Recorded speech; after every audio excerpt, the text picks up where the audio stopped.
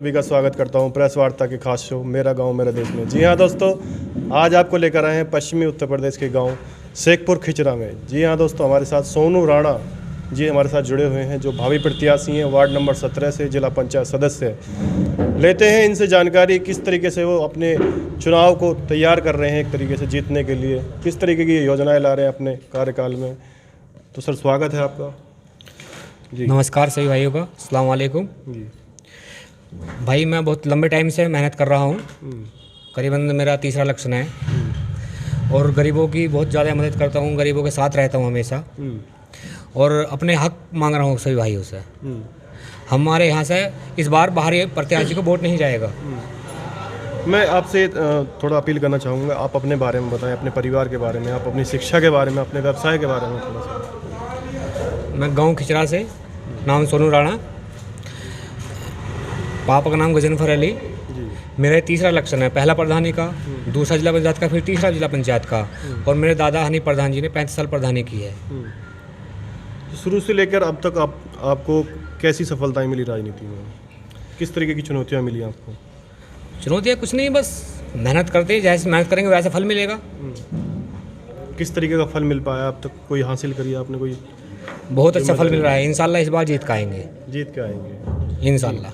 तो ऐसे कौन से कारण थे जिन्हें देख के आप राजनीति में आने का आपका मन हुआ? भाई हमारे यहाँ पर बाहरी प्रत्याशी आते, लोग उन्हें वोट देते, सपोर्ट देते, हम भी देते, लेकिन कभी जीतने के बाद 5 साल बाद वो अपना मुंह नहीं दिखाते। हर बार नया प्रत्याशी आता, जीतता और भाग जाता। लोगों के पास आते, हाथ जोड़ते, पैर पकड़ते, नई नई राइफल लेकर आते, लोगों को बहकाते, लेकिन इस बार कोई बहकावे में नहीं आएगा। लोग हमें वोट और सपोर्ट दोनों चीज़ कर रहे हैं। कहीं ना कहीं आपकी बार जनता ने मन बना लिया कि उनको क्षेत्र का ही जो प्रत्याशी है वो चुनना है आपकी बार। बिल्कुल बिल्कुल जी। तो आपके जो पैसे वाले लोग आते हैं, भारी लोग आते हैं, पैसे के बल पर चुनाव जीत जाते हैं, और जो शराब वगैरह का आयोजन करवाते हैं वो कहीं ना कहीं फीका पड़ जाएगा इस समय। कुछ नहीं होगा आपका, न ही शराब बटेगी, ना ही बटने देंगे, ना ही कोई लेवेगा, ना ही कोई पैसे लेगा। इस बार सारा हमारा वार्ड नंबर 17 फुल सपोर्ट में हमें कर रहा है।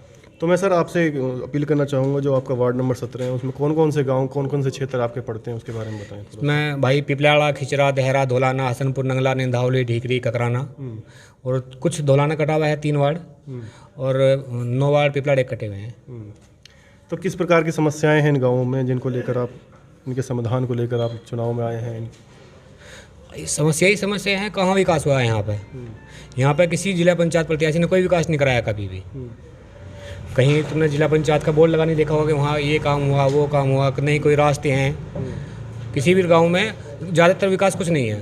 सर, जो आपकी जो वार्ड नंबर 17 में आते हैं, मैं काफ़ी गाँवों में घूमा हूँ, इंटरलॉकिंग का कार्य नहीं है, नालियों का काम नहीं है, साफ़ सफाई का कार्य नहीं है, कुछ भी नहीं है भाई।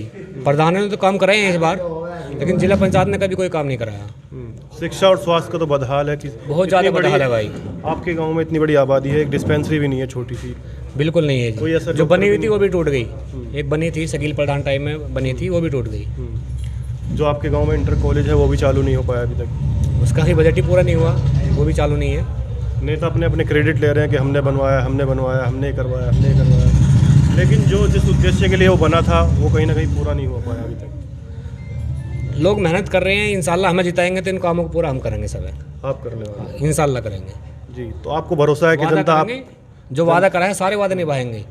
आपको भरोसा है कि जनता आप पे यकीन कर रही है, आपको रुझान सही आ रहे हैं, जैसे आप जनसंपर्क में जा रहे हैं तो? बहुत अच्छा रुझान है इस बार भाई, बहुत ही अच्छा रुझान है। आप खुद फील्ड में हैं, घूम रहे हैं, देख भी रहे हैं, इंशाल्लाह जीत होगी जी। तो युवाओं के लिए आपकी क्या सोच रखते हैं? आप युवाओं को किस तरीके से भाई? ये सब मेरे युवा साथियों का ही कमाल है, मेरे भाइयों का। ये सब इन्हीं का कमाल है कि मैं आज तक यहाँ तक पहुँचा हूँ। अब तक अगर मैं कहीं जाता भी हूँ तो लोगों की बहुत अच्छी तगड़ी भीड़ लग जाती है, लेकिन किसी को बाहरी प्रत्याशी को कोई नहीं पूछ रहा। लेकिन जो प्रत्याशी आते हैं काफ़ी नए नए दावे करते हैं कि हम ये लाएंगे, वो लाएंगे, ये देंगे, वो देंगे, लेकिन जो 5 साल बाद फिर वही वादे रहते हैं एक तरीके से। इस बार कोई बहकावे में नहीं आएगा। आप पे यकीन कर लिया जाए कि आप वो वादे पूरे करने वाले हैं। किस प्रकार से आप दूसरों से अलग हैं? भाई हमने राजनीति करी है, हमने बताया आपको, हमारे दादा हनी प्रधान जी ने 35 साल प्रधानी करी और उस टाइम में बिजली पानी हमारे गांव शेखपुर खिचरा में लाने का काम उन्होंने किया। टेलीफोन लाइन, बहुत सारे काम कराए उन्होंने, लोगों के पट्टे करे, गरीब आदमियों के बहुत कुछ दिया और इंशाल्लाह हम भी अपने दादा की तरह उसी तरह लोगों की सेवा करेंगे। आप किसी राजनीतिक पार्टी से भी जुड़े हुए हैं, उसके बारे में हमें बताएंगे थोड़ा सा? भाई हम समाजवादी पार्टी से जुड़े हुए हैं, उस समाजवादी पार्टी के लिए काम करते हैं, इंशाल्लाह करते रहेंगे। सर, जो पिछले जो समाजवादी सरकार थी उसमें काफ़ी विकास कार्य हुए, जनता का कहना है कि बहुत याद कर रहे हैं लोग उनको। फिर से समाजवादी सरकार आने वाली है, देख लीजिएगा आप।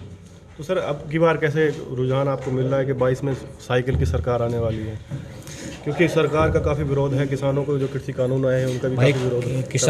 किसान भी विरोध कर रहे हैं। आम जनता बहुत ज़्यादा परेशान है, लोगों के काम हिले, बिजनेस बिल्कुल बंद हो गए हैं और सभी लोग परेशान हैं। इस बार बीजेपी का बायकॉट होगा, समाजवादी सरकार ही आएगी। किसानों की काफ़ी समस्याएं हैं, महंगाई की है, कानून व्यवस्था की है। उत्तर प्रदेश में लगातार एनकाउंटर हो जाते हैं, कहीं भी कोई भी उठा लिया जाता है, ठोक दिया जाता है। उसके बारे में आप क्या कहना चाहेंगे? ये तो पुलिस की गुंडागर्दी चल रही है भाई, बीजेपी सरकार की गुंडागर्दी है। पुलिस प्रशासन सब बीजेपी के कहने पर चल रहा है, जैसे बीजेपी बोल रही है वैसे ही हो रहा है। तो ये ख़त्म होगा 22 में? 22 में समाजवादी सरकार। सर, जो कृषि कानून आए हैं उसको लेकर आप क्या कहना चाहेंगे? किसान बैठे हैं, गाजीपुर धरने पे बैठे हैं किसान, और जब तक किसान नहीं हटेंगे हम किसानों के साथ हैं, जब तक हमारी तीनों मांग, किसानों की मांग पूरी नहीं होगी।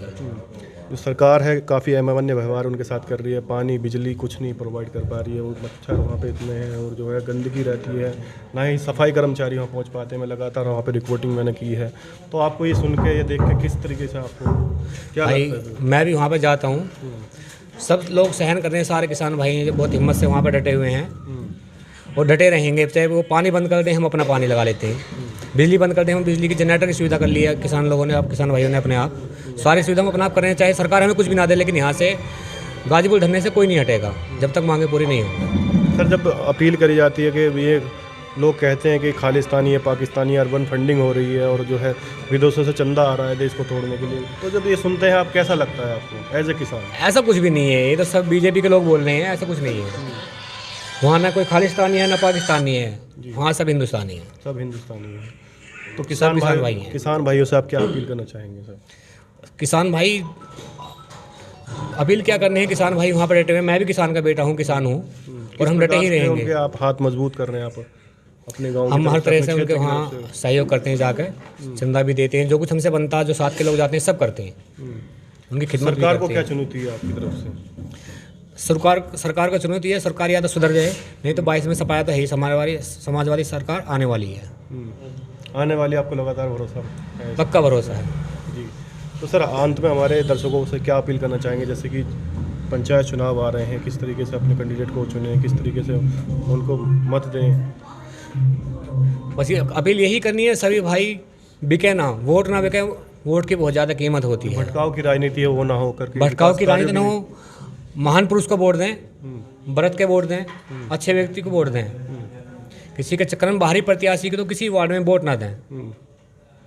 जी, मैं आपसे एक क्वेश्चन करना चाहूँगा, जो प्रत्याशी हैं सोनू जी, वो किस तरीके से आपसे जुड़े हुए हैं? वो हमारे, किस तरीके से उनको समर्थन दे रहे हैं? उनका भाई जैसा व्यवहार है और बहुत ही अच्छी तरीके से जुड़े हुए हैं। सभी लोगों को साथ लेकर चलने का उनका बहुत ही अच्छा वो है। जो आने वाले पंचायत चुनाव हैं उनमें जो कैंडिडेट हैं उनको किस आधार पर चुन रहे हैं? किस आधार पर चुनने हैं कैंडिडेट को? जी बताओ ना, किस आधार पर चुनने हैं सर? विकास के आधार पर। विकास के आधार पर। किस तरीके का विकास आपको चाहिए? आप युवा हैं, आपको किस तरीके से आपको? गांव में सफाई स्वच्छ बिल्कुल नहीं है, स्वच्छता नहीं है गांव में बिल्कुल भी। तो मैं एक अपील करना चाहूँगा जो प्रत्याशी हैं उनसे कि ये जो विकास कार्य अगर आपको मौका मिलता है, जीत कर आप आते हैं, तो ये आपके कार्य अपने लोगों के लिए, अपने गांव के लिए सीमित रहेंगे या पूरे क्षेत्र के लिए या जी पूरे क्षेत्र के लिए विकास कार्य होंगे, गंगा बहेगी, विकास होगी। देखने में आया जो काफ़ी प्रत्याशी हैं जीतने के बाद में या तो पहले तो कार्य नहीं करवाते हैं तो अपने चुनिंदा लोगों के लिए करवाते हैं। हमने पहले भी कराए हैं और आगे भी कराते रहेंगे। जिला पंचायत जीते हैं हारे हैं, लेकिन लोगों की सेवा में हमेशा रहेंगे। सर, चुनावी खर्च पे काफ़ी चर्चा होती है, इतना महंगा चुनाव कर देते हैं लोग, आते हैं पैसे की तरह पानी की तरह पैसा बहाते हैं, उसको लेकर आप क्या कहना? भाई हमारा पैसा खर्च नहीं हो रहा, लोग करा ही नहीं रहे, तो हम क्यों कहें पैसा खर्च होता। लेकिन अब लोग जो पैसा नहीं लेते, वो पहला था जब ठेकेदार थे, अब ठेकेदारी खत्म हो चुकी है। जी। तो दर्शकों, हमारे साथ ये सोनू राणा जी जुड़े हुए थे, काफ़ी विचार अच्छे हैं इनके, विकास कार्य को लेकर काफ़ी अच्छी सोच है इनकी। तो लेते हैं आपसे विदा, धन्यवाद।